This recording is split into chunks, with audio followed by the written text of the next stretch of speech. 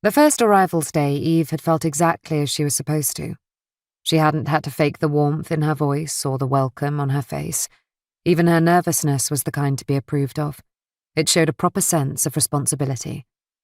Of course, it was Peter's day, marking his debut as Wyatt's housemaster. But as everyone kept telling her, Eve was to be the power behind Peter's throne.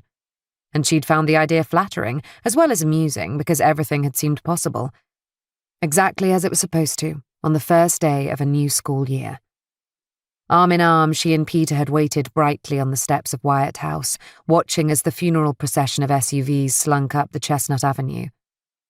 In the car park, each new student stood nervously by the family car as parents unloaded luggage, already looking abandoned despite themselves. This batch of 11-year-olds were children still, but only just, already lumbered with braces or outsized feet or with legs spindly from a recent growth spurt. Some jittered and fidgeted. Others waited with numb acceptance, as if stunned. The next day, the older boys would return and take possession of the place. The dorm of 60 boys would reverberate with drumming feet and pounding music, whoops and yells echoing in the stairwells. There would be wrestling matches and water fights, the shrilling of a single payphone by the common room. But for now, the place held on to the orderly hush of the holidays. The new boys murmured rather than spoke, cowed by the sense of occasion and its limitless scope for embarrassment.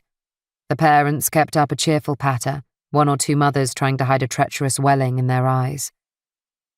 Eve had felt a tenderness then, for all of them. She had felt it towards even the most peevish of the mothers and pompous of the fathers, towards even the most sly-eyed of the boys. It didn't last. Now, 3 years later, when she sees the littlest boys haul their luggage up the stairs, fragile, hopeful, trying to be brave, yes, she feels a pang. But she doesn't trust it, or them, because she knows how soon they will begin to coarsen and harden like the rest. Charm, of course, is what the public school system is known for. It's the most expensive of polishes and burnished onto every Cleeve alumnus. But Eve thinks of the accumulated years here as like the cheap varnish on wooden desks, underlaid with the print of sweaty hands, obscene graffiti, and wads of greying gum. It's this gnarly carapace that lies beneath the gleaming Cleeve veneer. So when Eve glimpses, very occasionally, a trace of childhood softness in a student, she finds it unsettling. She doesn't intend to be disarmed by these boys.